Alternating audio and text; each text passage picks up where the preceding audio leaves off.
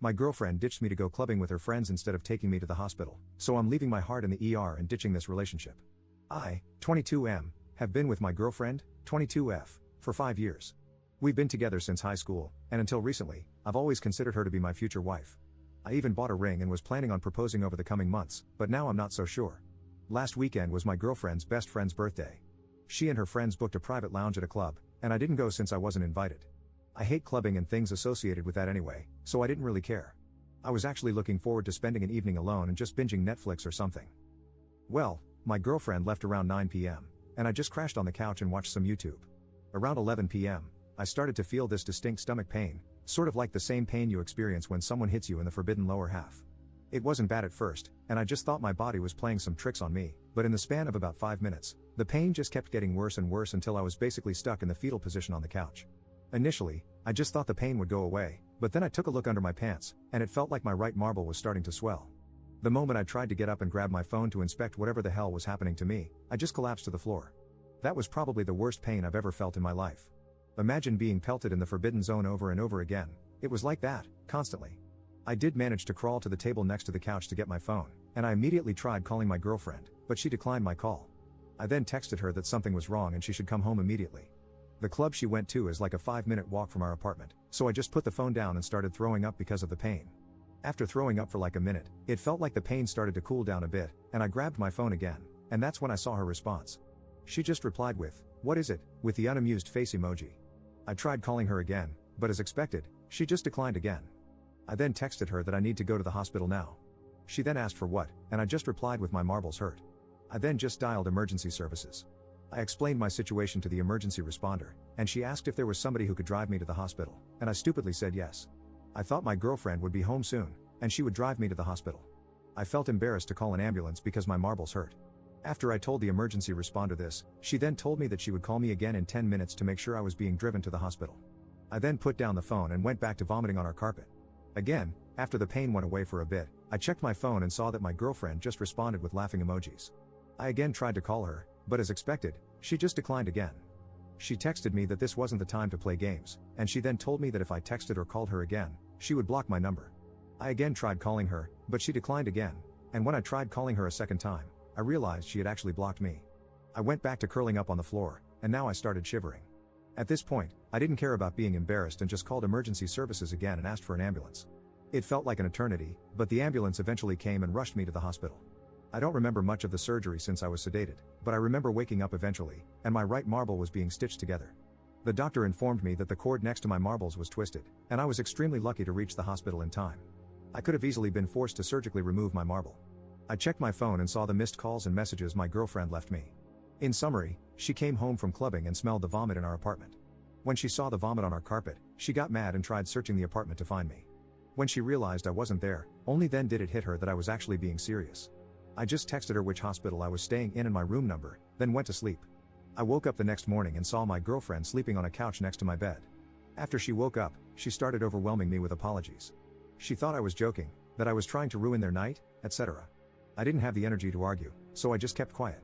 I was beyond hurt by what she did, and I wanted to break up with her right then and there.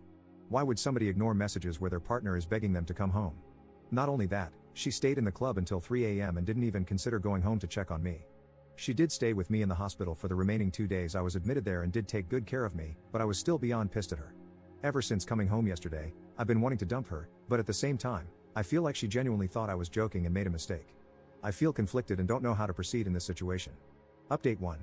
First of all, I just want to thank all of you for the amazing support. It's been quite overwhelming, to say the least. Before I get into the update, I would like to clear up some misconceptions brewing in the comment section of my last post. No, I have never pulled any malicious pranks on my girlfriend to get her to come home early from a night out or anything, nor do I have an issue with her going out as long as she doesn't come home at like 6 a.m. And no, I've never blown up her phone like that while she was out with friends. We usually go out together since we share the same friend groups.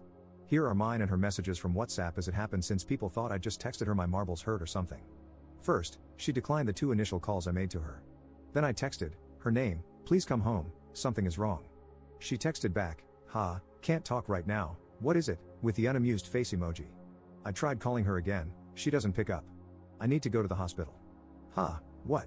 Cue me frantically calling her 2 more times and her still not picking up. My marbles really hurt, please come home now, something is wrong.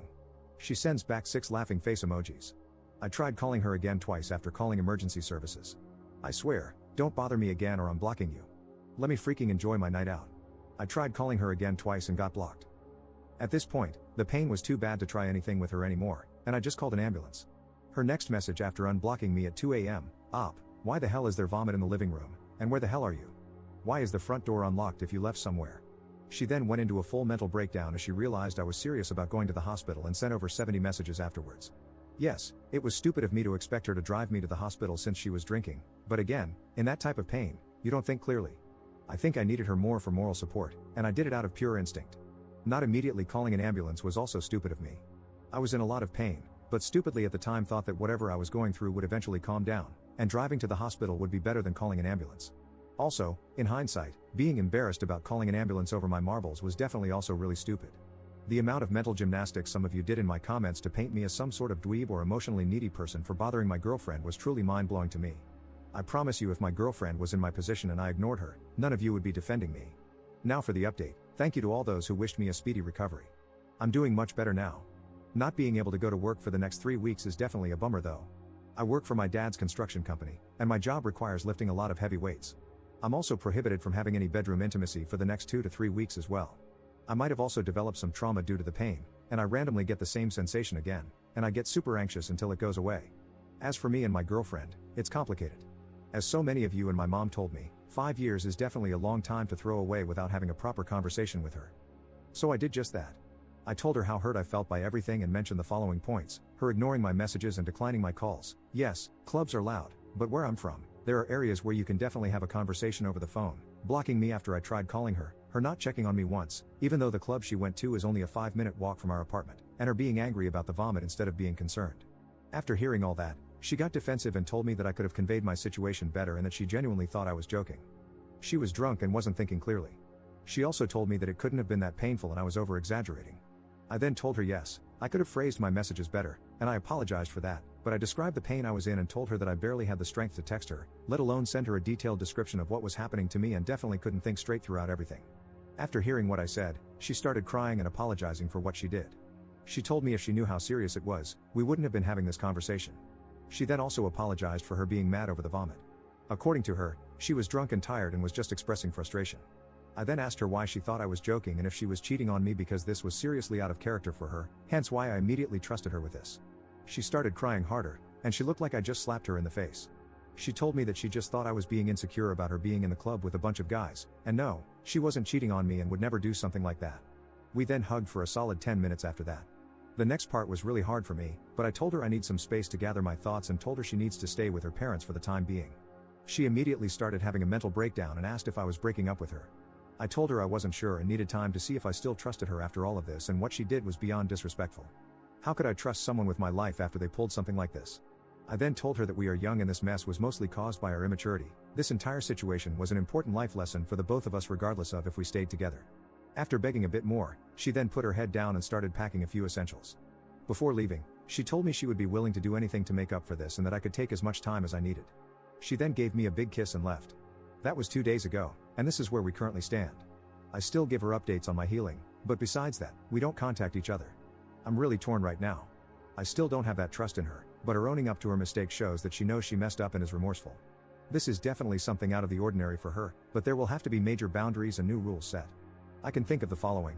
1. If she blocks me again for whatever reason, she's blocking herself from ever seeing me again. 2. Ignoring my messages will not be tolerated anymore. 3. If she goes out alone again, she has to pick up if I call regardless of the situation. 4. As many of you suggested, having an emergency code like hospital or something would probably have to be implemented. I'm not going to abuse any of these boundaries, but I just want peace of mind knowing that my partner has my best interest at heart even when she is physically not around me, but I don't know. Again, I just want to thank you guys for everything, and this whole experience was definitely an eye-opener for me. Op in the comments. I can't trust her in a situation where I am seriously ill, and that's my biggest concern out of everything. We have been best friends for 12 years, together for 5, and I love her dearly. As it stands now, it's really unlikely that I will get back together with her.